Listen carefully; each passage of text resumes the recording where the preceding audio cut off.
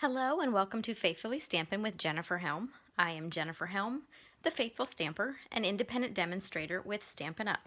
And today I have for you a fun fold card. This is a card that folds flat to mail, but is a conversation piece because it stands up when the recipient opens it up. And it's probably not as complicated to make as you might think. So we will go ahead and get started, and I'll show you how to make it. The first thing you're going to need is a piece of cardstock that is 4 1/4 by 11 inches. And we're going to do some scoring on this in a moment. But before we do that, you will also need a piece of cardstock. You can use the same color or a different color. That is 2 3/4 inches wide by 5 3/8 inches tall. So if you want to take a screenshot or pause the video for a minute, I'll just give you a quick second to check out those measurements. And then we're going to go ahead and score them. So bring over your paper trimmer scorer or a scoreboard. You will need the extendable arm open on your paper trimmer scorer. I'm going to move my cutting blade down out of the way because I'm only going to need my scoring blade. So on our card base, and I'll try to put this where you can see it, 4 1/4 by 11, your 11-inch side is going to be at the top. We're going to score it a few times. The first score line is going to be at 5 1/2, then 6 3/4, 8 3/4, and 10 inches. And that's all we need to do for this piece of cardstock. And then we have what I'm calling the front panel of the card. So this is the 2 3/4 by 5 3/8. You're going to score the long side, the 5 3/8 side, at 3/8 of an inch. That one's a little fussy, I apologize. And 1 5/8. So 3/8 and 1 5/8. Now before you put your paper trimmer scorer away, I'm going to go ahead and fold down my arm here. You will need a couple pieces of designer series paper for this project. The first one is going to be 4 inches wide by 3 1/4 inches tall. And this one we're going to leave alone. We're not going to make any cuts to this. The second piece you will need is 4 inches wide by 2 3/4 inches tall. And what we're going to do with this is just turn it so the short end is at the top and cut 1 inch off. So you'll have a piece that is 1 by 4 and then 4 by 1 3/4. And then last but not least, you need a piece of designer series paper that is 2 1/2 inches wide by 4 1/2 inches tall, and we're going to take 1 inch off the top of this as well. So just turn to that long side, take 1 inch off the top, and then you've got these two pieces, and that's all the cutting and scoring we need to do. So you can go ahead and put your trimmer or scoreboard away, and we will go ahead and start assembling the card. So you'll need your card base first. What I like to do is turn it over so that the ridges from where I scored it are facing up. And the first thing I'm going to do is take my piece of designer series paper that is 4 by 3 1/4. You can decide which way you want it to go. We're going to glue it right here at the top. This panel here at the top is your 5 1/2 inch panel. If it helps you just to have a visual, go ahead and fold on that center score line. And that gives you a little bit more of a clear definition here. And I'm going to glue this to the top of my card. I'm going to use my Stampin' Seal Plus. You can use any adhesive you like, tape runner or liquid glue. Liquid glue will need a little bit more time to set. And go ahead, just leave a small border around the top and the sides, but go ahead and press that down. Now, if you flip your piece of cardstock over, you're going to see you have two panels, then a larger panel, and then another small one, and then that whole 5.5-inch portion. Go ahead and bring over your designer series paper that you cut second. You'll have a 4x1 and a 4x1 3/4. And this one's kind of easy to see because this is the only panel that it'll fit on. So we're going to go ahead and glue this down. I find it easier to do a lot of my gluing before I start folding the box up, because basically we're going to just form a box with our cardstock. And that is what will help the card stand up when we go to make the card. So that large panel fits on the largest piece of designer series paper there. And then that 1-inch strip will go right above it.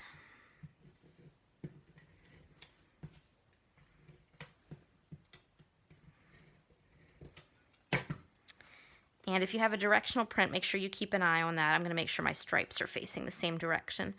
This paper that I'm using is from the Ice Cream Corner Suite. So now that I've got my designer series paper panels glued on here, I'm going to flip it back over.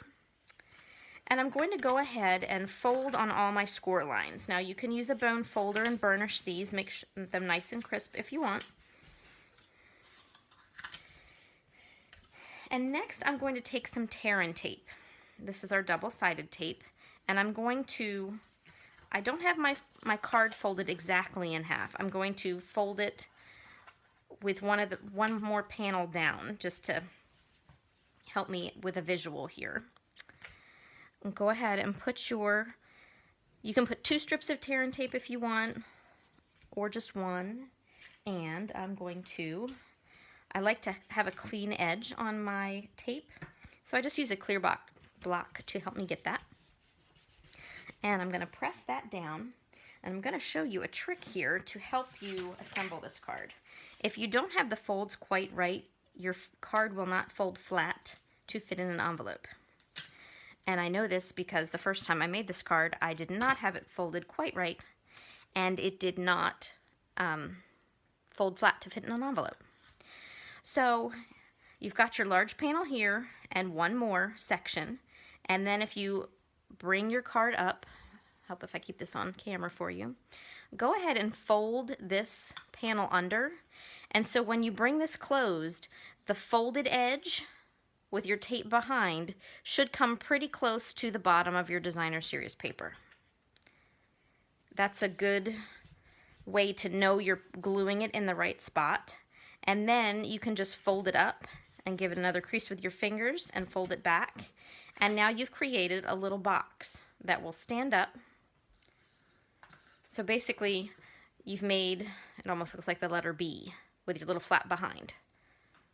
So I hope I'm explaining that well enough for you. Now we're going to make our front panel.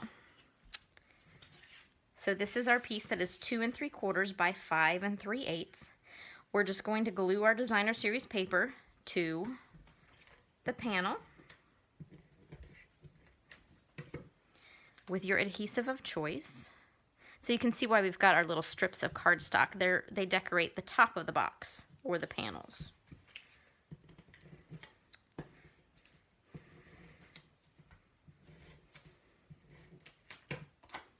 And again, I just find it easier to do this before I start folding and moving everything around. Now that I've got my paper glued on, I'm going to go ahead and fold on my score lines. You've got 2 here. So we've got our tiny panel, our medium one, and our large one. So first, flip this over and put a strip of tear-in tape here on the bottom of that largest panel.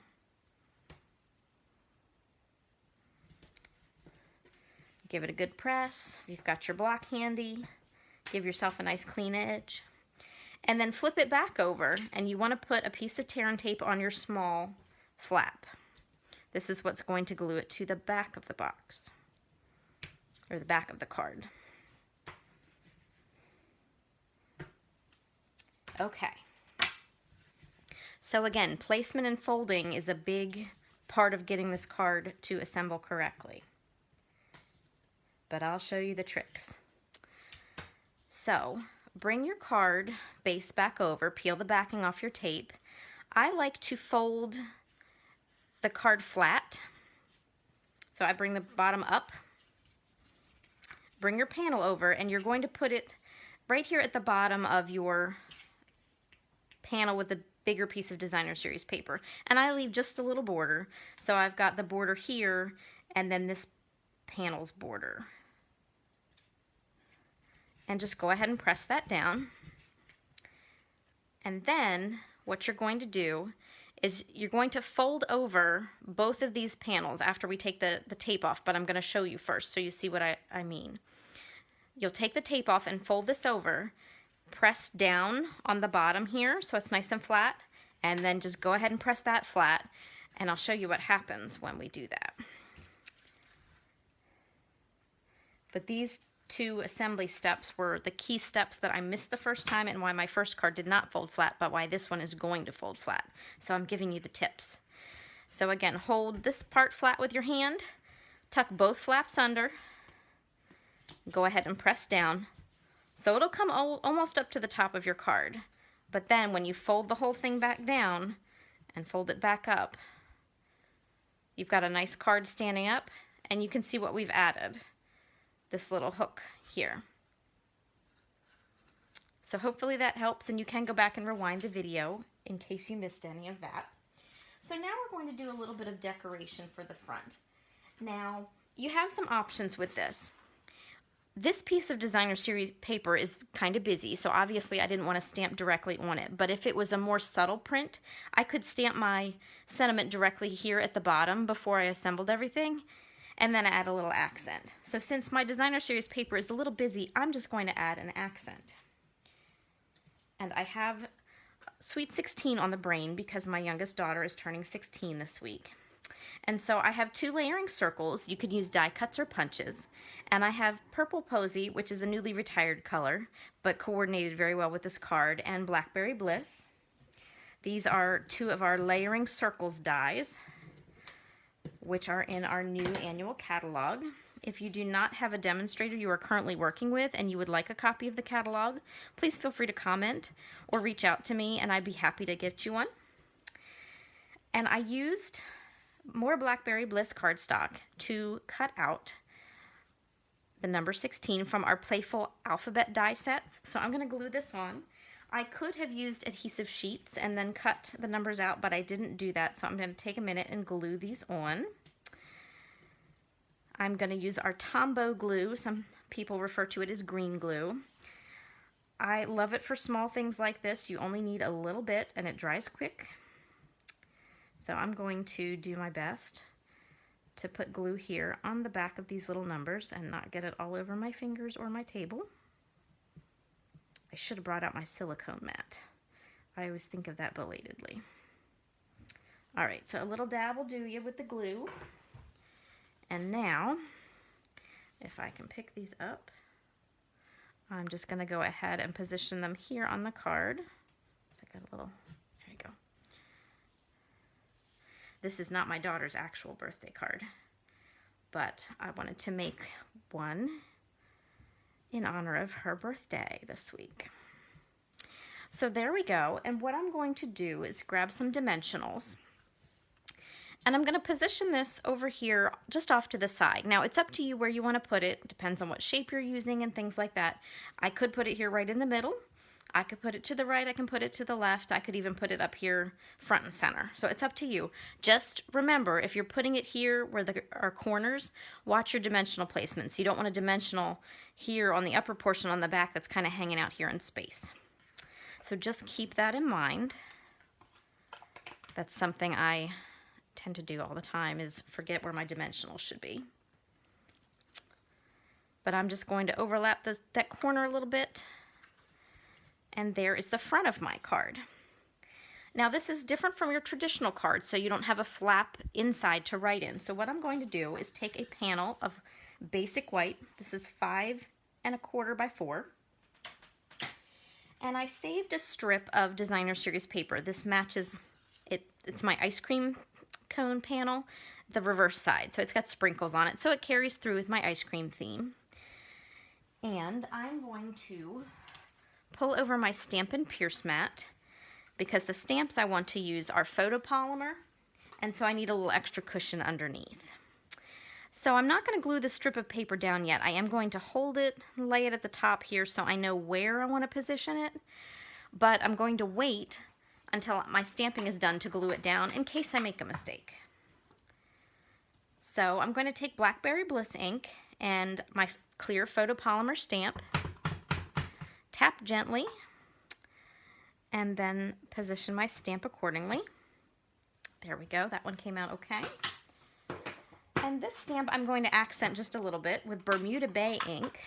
Carrying forward the Sweet 16 as well as the sweet ice cream theme, I have a stamp that says Hope It's Sweet, pardon me, that I'm going to add just below the happy birthday.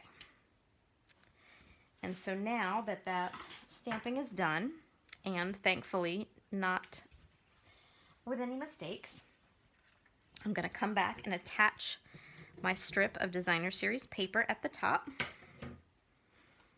This is 4 inches wide, same width as the paper, and just ½ an inch tall. So there we go, that's ready to go, and all I need to do is pop a little adhesive on the back.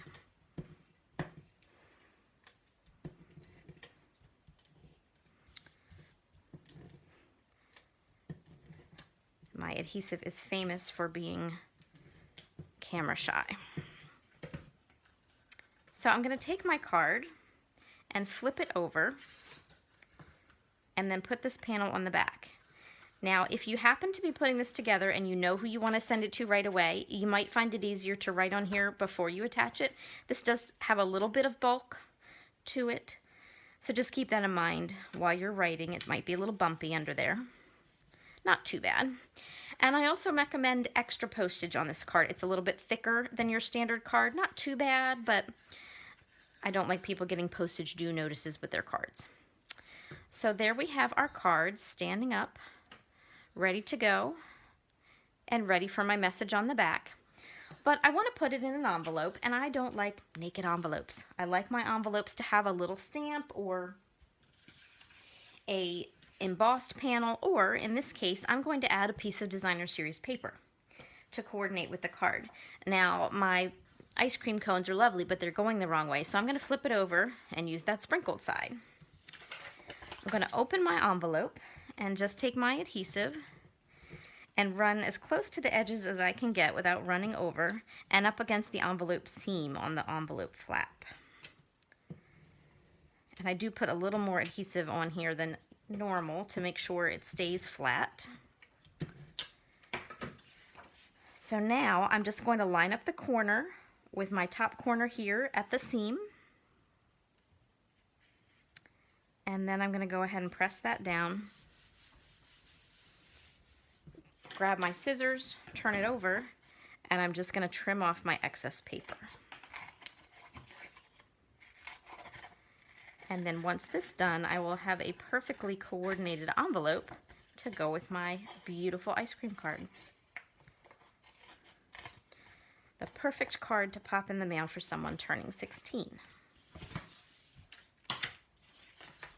So, here we go. Your Fun Fold flat card. Now I do have just a couple other samples to show you. I used a couple different papers. This one is using our hand-penned Petals Designer Series paper. It's a new set in our annual catalog. And for this one, I put my tag in the middle and glued it flat, but I added some accents with flowers on dimensionals. This one I think I'm going to turn into a Mother's Day card and get a little bit ahead for next year. And then last but not least, you can also make a manly card.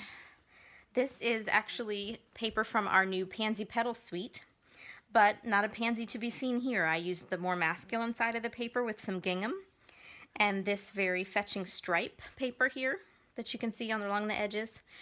And then this is the back of one of the pansy pieces, and I call them jungle leaves, palm leaves, I'm not sure what officially they are. And I just kept it simple with a sentiment popped in the middle here, and this is a great masculine birthday card. So I hope you enjoyed learning how to make this fun fold card. I would love it if you would press the subscribe button, and that way you'll be notified when I publish any more videos. I typically post videos here twice a week. If you are a fan of Facebook, you can pop over to Facebook and find me at The Faithful Stamper, and I do live videos there twice a week as well. Thank you so much for crafting along with me today. Take care and happy crafting.